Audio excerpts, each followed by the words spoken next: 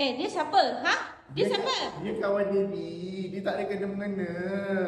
Dia kawan Daddy. Kau mana-mana ni? Aku kat sini lah. Mana satu? Ada satu, ada dua, tiga. Mana satu? Cuba bagi tahu betul-betul. Mana satu? Kawan Daddy. Tak ada kena-mengena. Kau takut ke? Ha?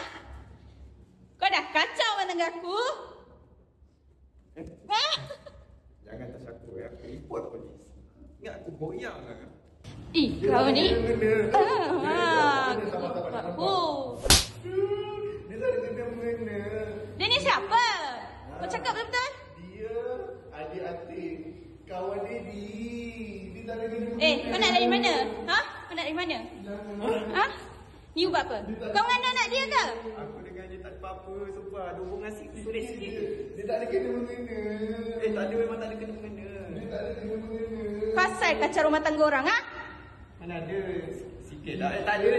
Sebenarnya memang tak ada. Ni ubat apa? Ni ubat apa? Kau mengandung anak dia ke? Mana ada, ni ubat aku sakit. Ni ada ubat kuat, ubat steroid. Ni mak, tanya ni Daddy. Tanya dia buat apa? Tanya dia buat apa?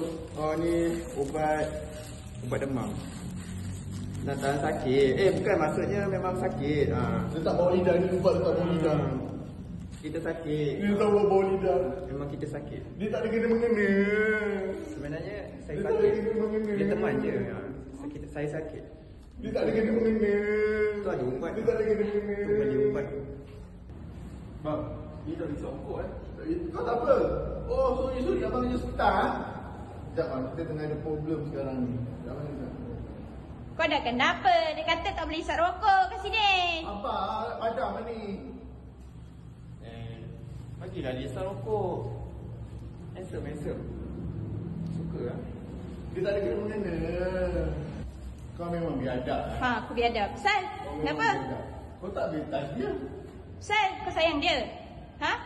Dia adik kawan aku. Kau tak boleh touch dia. Oh, so kau nak bela dia lah sekarang ni. Aku tak ada kena-mengena dengan dia. Dia boleh bawa polis. Kau sayang dia lah sekarang ni. Bukan saya.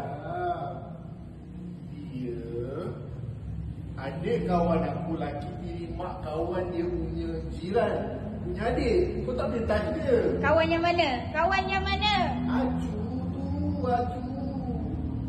Kau tak boleh touch dia. Aku boleh touch dia. Please. Please. Let me.